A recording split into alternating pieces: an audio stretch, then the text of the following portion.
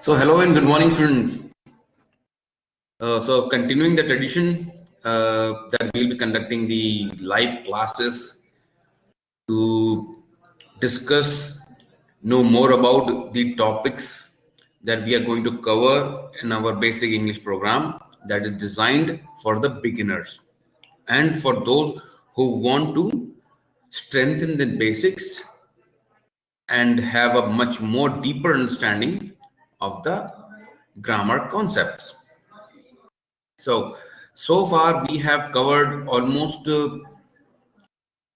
major parts of speech, which were nouns, pronouns, adjectives, verbs, and adverbs.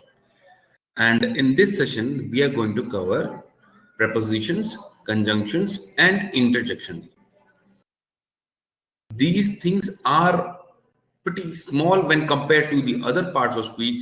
For example, say nouns or adjectives or verbs or adverbs. But then these preposition and conjunction or interjection, they are of very vital value in the English grammar because they help you to form meaningful sentences in your speech. If you are going to use them properly, then the way you speak, the way you present yourself becomes very good. Okay, so continuing with this, we'll start off with the session to understand what is preposition after all. What is a preposition? If you could break this word preposition into two parts, that means pre and position. That means something that is being that comes before something, like pre-position. मतलब pre का मतलब होता है पहले, position से पहले. तो preposition मतलब कि उसका जो रोल है, प्रेपोजिशन का जो रोल है, उसका मतलब ये हुआ कि वो किसी भी चीज के, वो हो सकता है नाउन हो सकता है ना, उसके वो, या प्रोनाउन हो सकता है, उसके वो पहले आ रहा है, या फिर वो इंडिकेट करेगा. अगर थोड़ा सा ऐसे माइंड को अप्लाई करें कि प्रीपोजिशन, बहुत सारी चीजें हम लोग को ऐसे ही पता लग जाती हैं. जैसे कि एडजेक्टिव्स में क्या था, एडजेक्टिव कोई चीज को मॉडिफाई करता है, नाउन को, या ऐड करता उसकी वैल्यू को.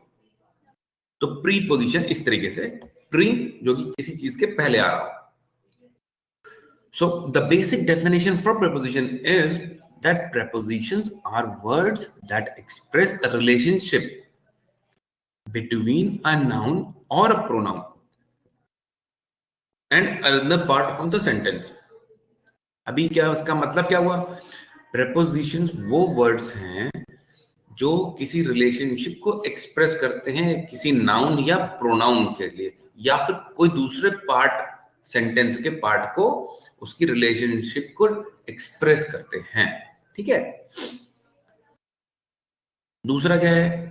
prepositions are usually short words placed directly in front of nouns. जैसा कि मैंने बोला था कि preposition, short words placed directly in front of nouns. nouns के पहले, pre मतलब पहले, nouns के पहले. Okay, together these form a prepositional phrases which can function as adjectives or as adverbs in a sentence. So an example of a prepositional phrase could be on the table, in the shed, across the field. Alright, यहां पर preposition जो है वो bold में है. जैसे कि ये on the table बोला, on the table, ये होगा prepositional phrase. in the shed, prepositional phrase. और जो preposition यहां पर क्या है? on.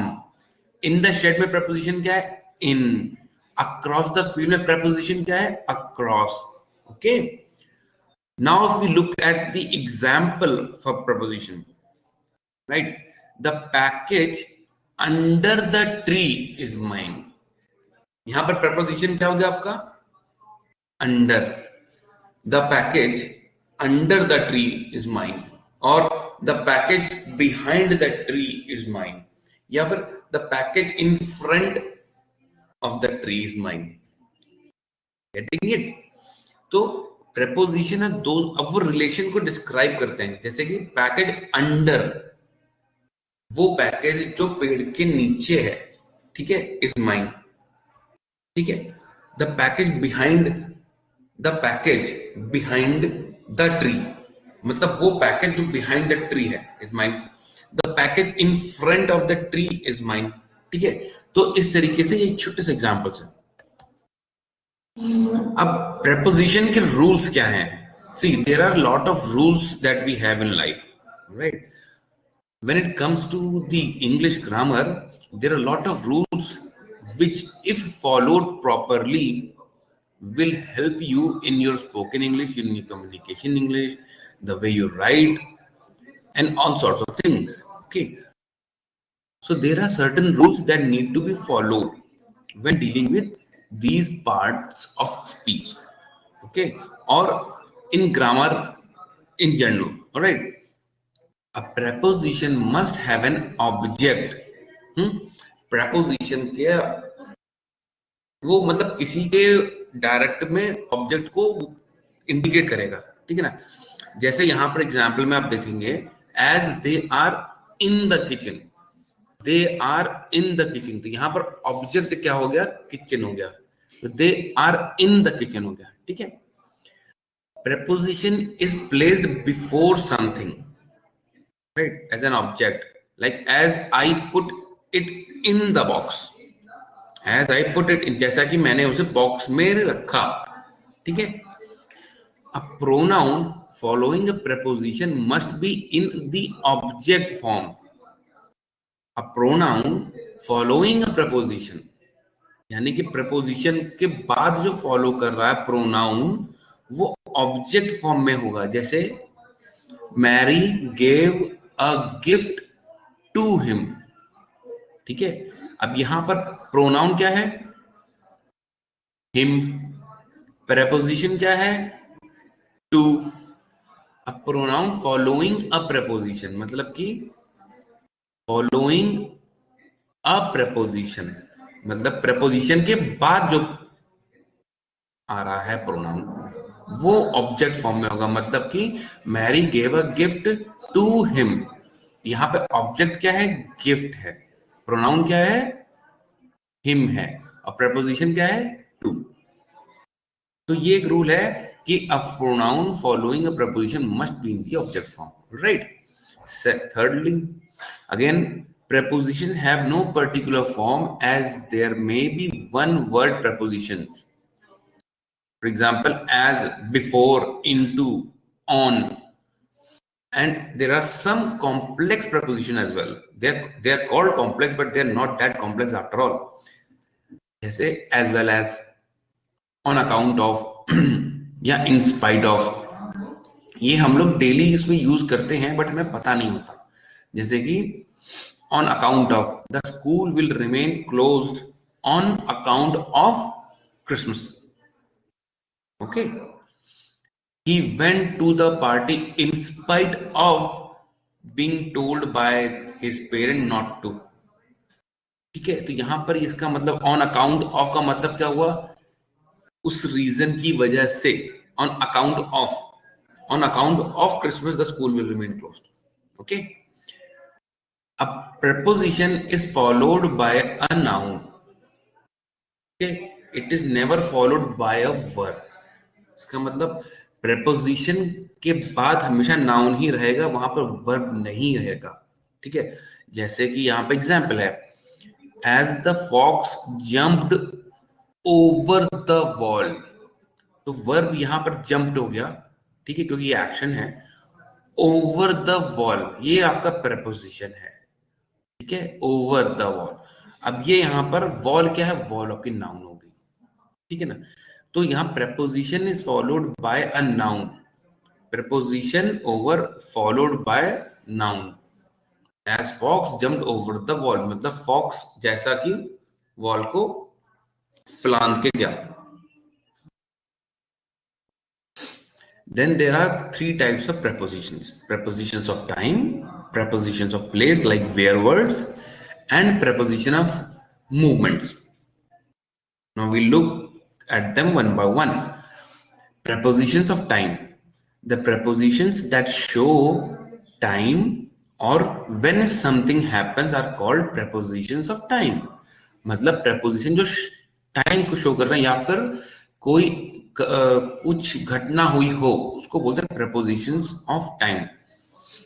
Some of the examples for preposition of time are at, in, and on. They are generally used as prepositions of time. अब इसके एग्जाम्पल्स कैसे हो सकते हैं कि we are right on time, मतलब हम बिल्कुल समय पर हैं, या फिर द बिस्किट और the car is parked in the garage. The car is parked in the garage मतलब कि कार गराज में है. ठीक है, अगर प्रपोजिशन ऑफ टाइम का अगर मैं यहां पे बात करूं तो कैसे होगा? All of the students are requested to be in the class when the bell rings. ठीक है, क्योंकि ये टाइम को सिंबलाइज कर रहा है कि टाइम बेल जब रिंग होगी उस वक्त जो टाइम होगा वो स्टूडेंट्स को क्लास में होना है. अब बात करते हैं यूज ऑफ एट. एट को यूज कैसे करते हैं? यहां पर जो हमने प्रपोजिशन ऑफ टाइम की बात कर रहे थे, एट, इन एंड ऑन को, अब एट का यूज कैसे करते हैं? जैसे कि to indicate times, times of the day. At 4 o'clock, come to my home at 4 o'clock, और be online at 10:30 p.m. I'll meet you at noon. जैसे कि मील टाइम्स होते हैं, जैसे लंच टाइम होगा at lunch time, at dinner time, या फिर holiday होस, एट क्रिसमस, एट वीकेंड, या फिर एक्सप्रेशंस भी आते हैं टाइम के similar, at present. What are you doing at present? जैसे आप अभी क्या कर रहे हैं, है ना? जैसे आप हाल फिलहाल क्या कर रहे हैं, तो what are you doing at present. At the moment, at the moment I am taking a class. At night. ठीक है, फिर बात करते हैं how to make the best use of in. जो प्रेपोजिशन इन है उसको कैसे यूटिलाइज करते हैं. मंथ्स के पर्सपेक्टिव में बात करें तो in January, my birthday falls in January. Years की बात करें इन 1992, या फिर सीजन्स की बात करें तो इन विंटर और इन समर. डेकेड्स के in the 90s, century in the 20th century, या फिर कोई लंबा पीरियड हो. ठीक है, जैसे कि in the past, in the past he was a very good boy. या फिर पार्ट्स ऑफ द डे की डिस्क्राइब करें in the morning, I get up early in the morning, या फिर इन द इवनिंग.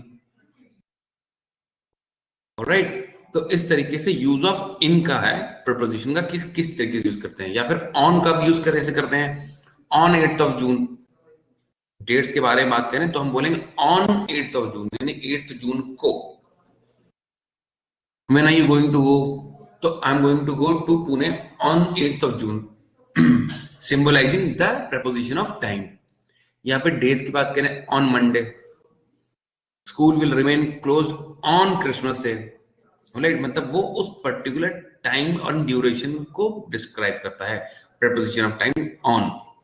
या फिर parts of the specific days, जैसे कि ऑन मंडे मॉर्निंग, या फिर on Saturday evening, I will come to see you on Saturday evening.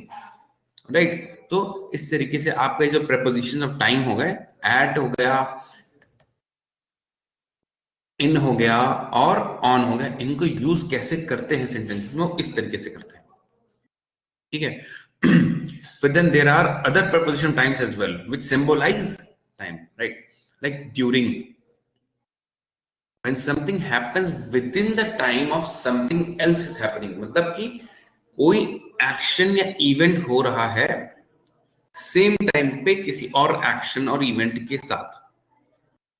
जैसे कि एग्जांपल के लिए, as he was yawning during the meeting, मतलब मीटिंग एक प्रोसेस है जो चल रहा था, जैसे कि अभी क्लास चल रही है, तो अगर इफ somebody is yawning, तो it will be said as that he or she is yawning during the class. मतलब कि क्लास चल रही है, within the time of something else is happening. What is happening as of now? That is the live class that is happening. And a student, one of the student is yawning or is talking to someone else during the class, during the live class. मतलब वो student जो है वो live class के दौरान किसी और से बात कर रहा था, ठीक है। तो इस तरीके से सेंटेंसेस फिर फॉर्म होते हैं, ओके। या फिर अब आता है अदर प्रपोजिशन टाइम में for. For is used with a period of time, ठीक है। जैसे यहां पर क्या था, ड्यूरिंग था कि विद इन द टाइम दो चीजें चल रही हैं, वहां पर फॉर का कहां यूज होता है, जब एक पीरियड ऑफ टाइम को बताना पड़ता है। जैसे example, look at this example, alright. As I was sleeping for 2 hours, एक स्पेसिफिक पीरियड बताया कि I was sleeping for 2 hours, मैं 2 घंटे तक सोया, राइट, 2 घंटे सोया, ठीक है। Then we also have since as a preposition of time. Since refers back to a point in time when something began, ठीक है, या कोई चीज हुई पहले, ठीक है। Like example, as many years have passed away since we met, मतलब अगर इसको हिंदी में हम समझे, as many years have passed away since we met, मतलब काफी समय बीत चुका है हम लोगों को मिले हुए, काफी साल हो चुके हैं हम लोगों को मिले हुए। मतलब क्या, मिले तो थे बट वो जब मिले थे और अब में 2 साल का गैप हुआ था, मतलब कि सिंस वी मेट हो जाएगा यहां पर। सिंस वी मेट, हमें मिले हुए इतना समय हो गया। As many years have passed away since we met. Then we have until and till. Until and till indicate up to a certain time. Like if I were to say that I waited for the students to come to the class till 11 a.m. because the class was supposed to start at 11 a.m. right? So I waited for the students to be online till, maybe I waited for them till 11 a.m. before I started the class. I waited till 11 a.m. जैसे अभी आप किसी का wait कर रहे हैं, आपने किसी का वेट कर रहे हैं, ठीक है ना, कि waited, they waited till 6 AM और they waited till 6 PM for you, मतलब कि उन लोगों ने तुम्हारा 6 बजे तक वेट किया। उसको कंटिन्यूएशन में सेंटेंस कुछ और भी हो सकता है कि they waited till 6 PM for you then they left, मतलब वो तुम्हारा 6 बजे तक वेट किए थे फिर वो चले गए। Then we have by. By means not later than, not later than मतलब कि उस वक्त तक, उसके आगे नहीं, बाय, ठीक है। वी विल बी, अभी कैसे होता है ना स्टूडेंट, जैसे अभी आप कहीं बाहर जाओ, ठीक है, suppose you are going out for some party और समथिंग, और you are going out for doing some kind of work, may be you are going out to visit a friend of yours, right.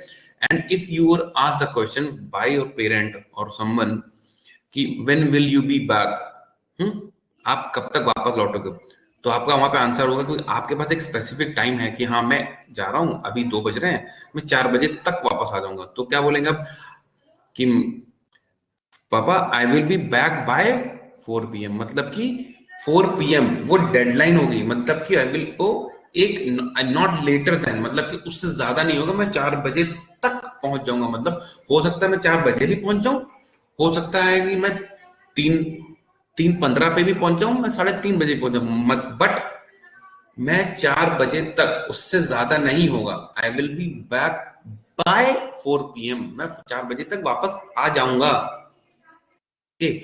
या फिर from या to.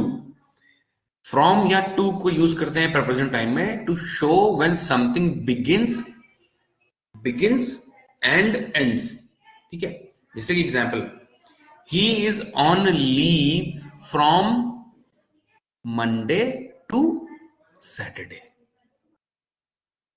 मतलब वो छुट्टी पे है मंडे से सैटरडे तक, मतलब कि वो उसने पूरा मंडे टू सैटरडे तक का लीव ले रखा है कि ही is on leave from Monday to Saturday, मतलब कि showing when something is starting, like from means starting from Monday, ending on Saturday. From to, he is on leave from Monday to Saturday, the Monday से Saturday तक वो leave पर है. तो ये आपके प्रपोजिशंस ऑफ टाइम के हुए, जिसमें कि एक तो आपके बेसिक प्रपोजिशंस हो गए और फिर कुछ अलग एंड डिफरेंट प्रपोजिशन टाइम है जो कि टाइम को इंडिकेट करने के लिए होते हैं. ठीक है. If you have any kind of a problem in understanding any of these topics, then do let us know through the mail or in the module which you have registered yourself for.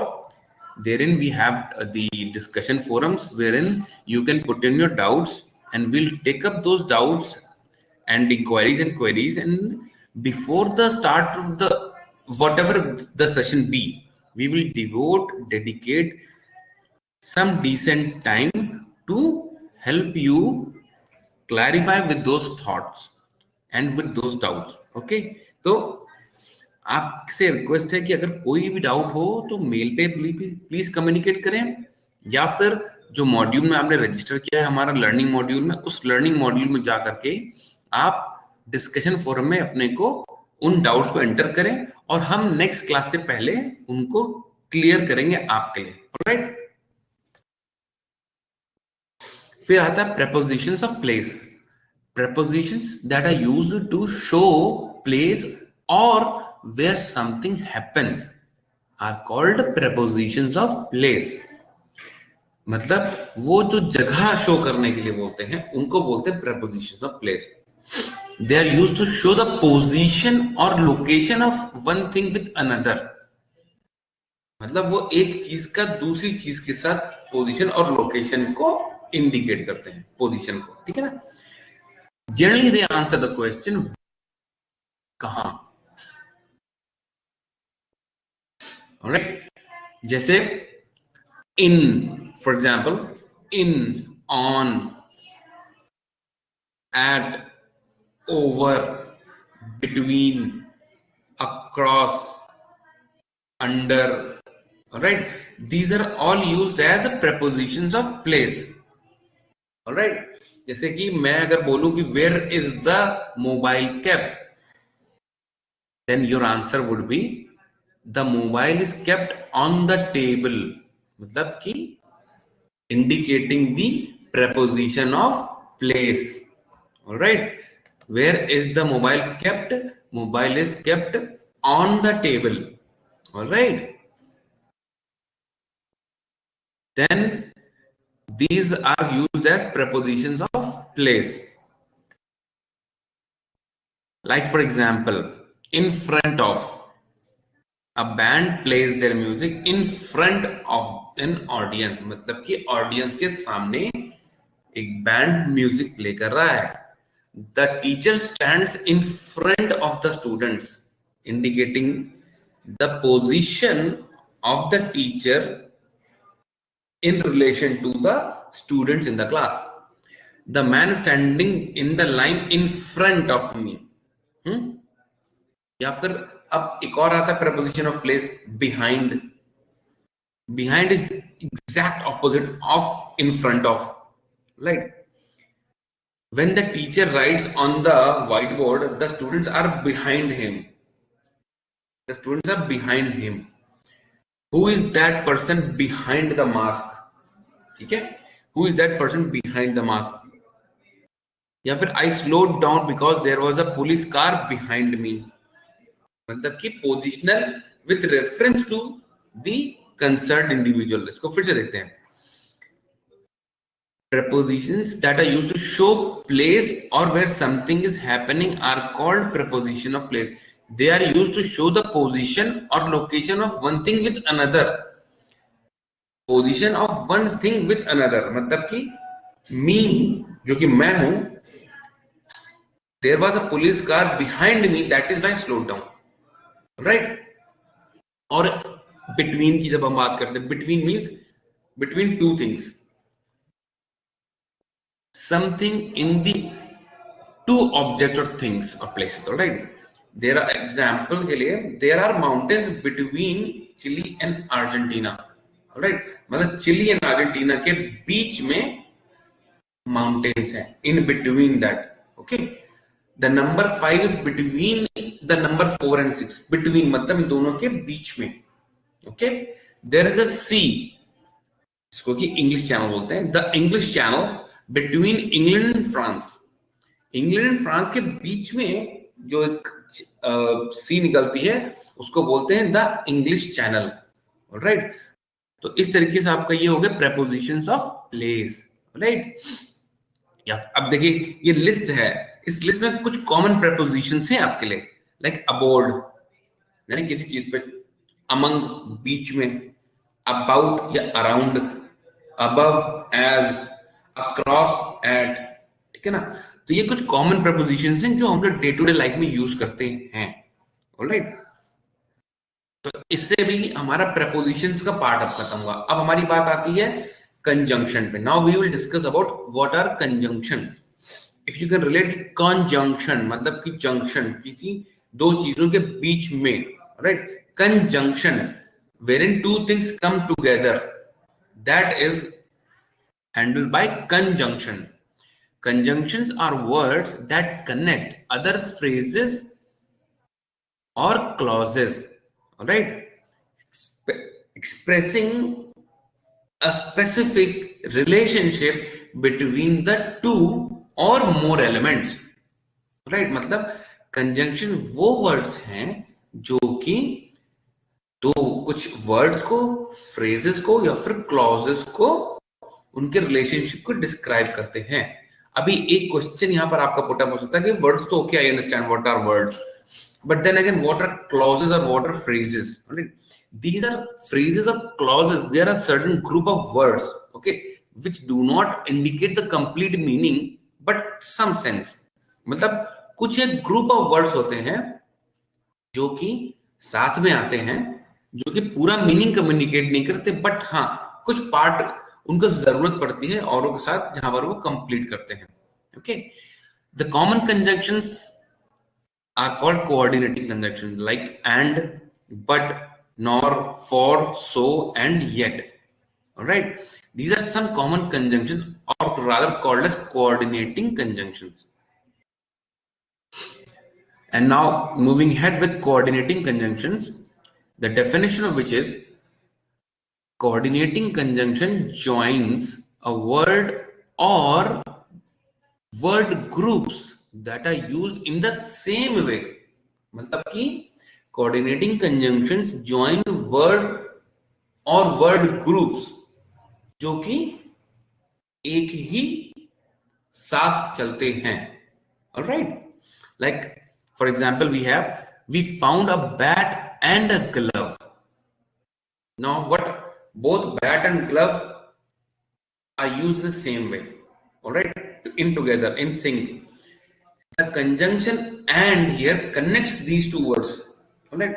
Or we could have said we found a bat, we found a glove, all right. But then again, that's very easy to say, but how will you show your mastery in grammar until and unless you make the best use of the available parts of speech or available resources? If you say we found a bat and a glove, that shows that you have got dexterity and that you have got control over the grammar. You have understood the grammar basics very well enough. So instead of saying two complete sentences, we found a bat, we found a glove, you make the best use of the conjunction available, which is a coordinating conjunction here, and form a one single sentence, which is we found a bat and a glove, right? Or in another question, example here, they, in respect to the kids, all right, they may be hiding in the kitchen or in the basement. Means I am giving an option, I am create a hypothetical situation wherein I am assuming that the kids are hiding in the kitchen or in the basement. Here the coordinating conjunction or is joining these two separate sentences together. Junction, all right. They may be hiding in the kitchen or in the basement. मतलब वो या तो kitchen में या basement में छुपे हो सकते हैं, दे मे बी हाइडिंग, क्योंकि श्योरिटी नहीं है but they may be hiding. तो यहां पर जो कंजंक्शन और है वो आपके इन दो स्टेटमेंट्स को टुगेदर फॉर्म ला रहा है, एक साथ में मीनिंगफुल सेंटेंस को फॉर्म करते हुए। अब सबऑर्डिनेटिंग कंजंक्शंस क्या होता है? What are subordinating conjunctions? This type of conjunction used in linking two clauses together, like I said earlier, group of words, right, that make some sense but not the complete sense, all right, are called as clauses. So this subordinating conjunction, इसका role क्या होता है? इन दो clauses को जोड़ देना, ठीक है? Conjunction introduces a dependent clause and also describe the relationship between the dependent clause and the independent clause in the sentence. All right. अब यहां पर जैसे कि it is raining outside, so I brought an umbrella. It is raining outside, so I brought an umbrella. या फिर इसको दूसरी तरीके से कहते हैं because it is raining outside I brought an umbrella, मतलब बाहर बारिश हो रही थी, so I brought an umbrella. Clause complete group of word. अब so I brought an umbrella को अगर मैं बोलूंगा तो वो यहां पर क्या हो रहा है कि सेंटेंस का मीनिंग हाँ कुछ तो हो रहा है but not complete sense. It is raining outside is one part, so I brought an umbrella. I brought an umbrella stand alone में तो समझ में आ रहा है बट पूरा for what, why did you bring an umbrella? I am not certain about why you brought an umbrella, but because another clause says it is raining outside,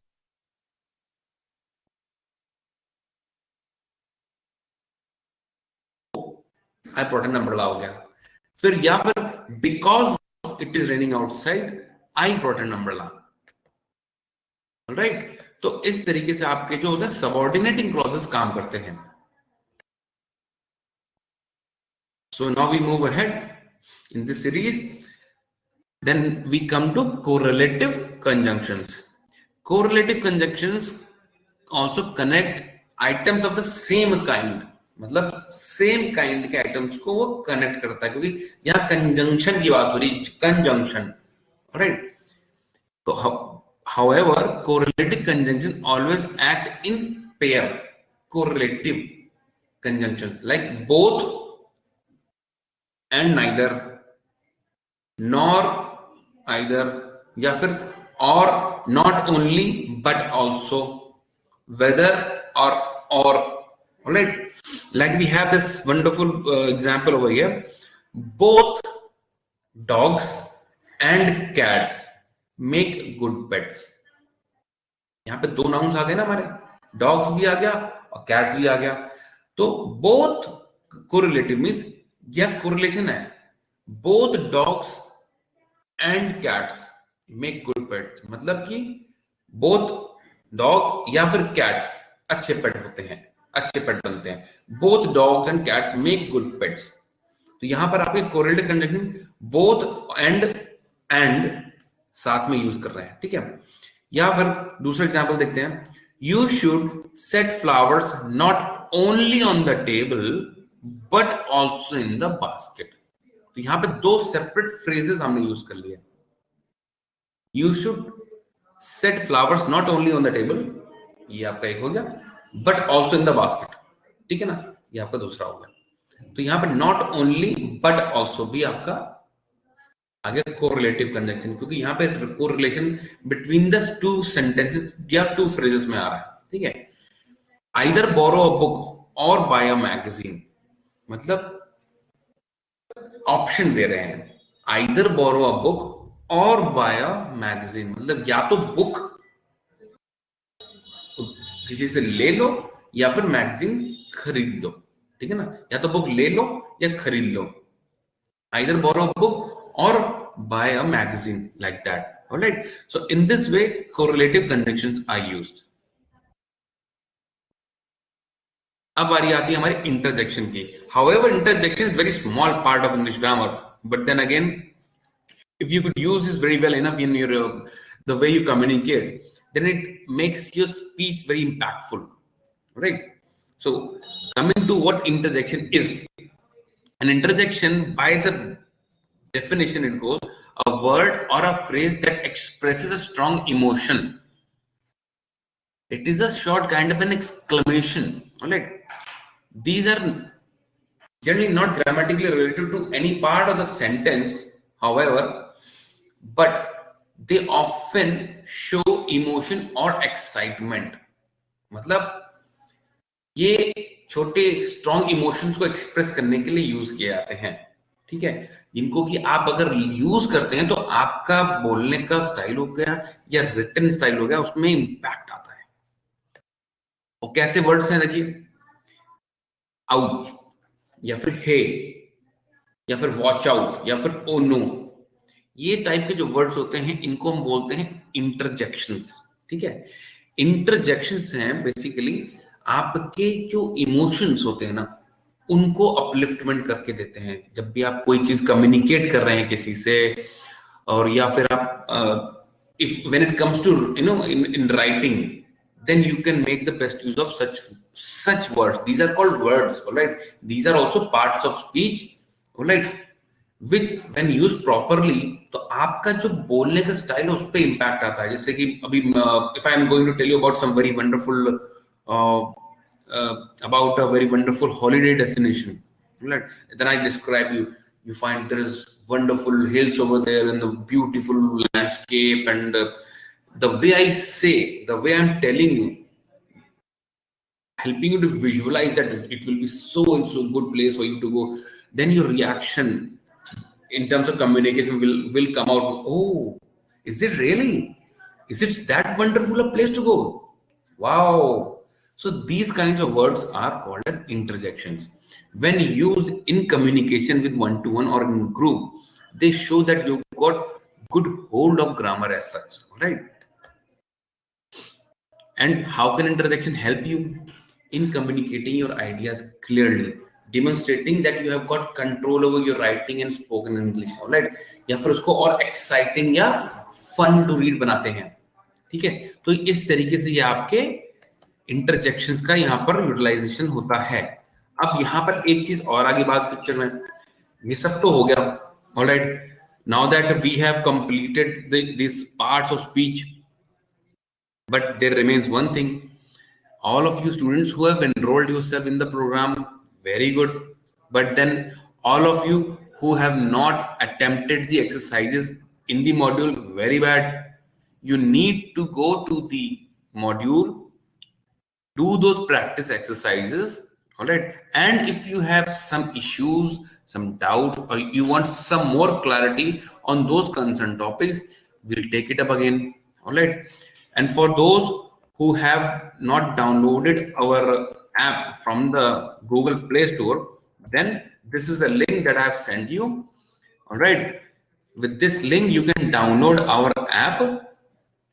With this app, you will get access to all sorts of services that our channel or we as a company provide, okay? You can use this app, enroll yourself in the courses wherever you want, like you have enrolled for English course, all right? There are other courses as well, because this is the free course that you are attending. We also have a paid course, which is a certificate program in English excellence, right? Wherein after the successful completion of the course, we provide you with the Ministry of Education certificate, all right, which will definitely add more value to your existing profile, all right? So the link to that particular course is also available in this particular app module, which you will be able to access once you download it from the Play Store and install it on your mobile phones, because I presume mobile phone is a very handy instrument for you to use and study well online wherever you are, all right? So with this, I will end the session.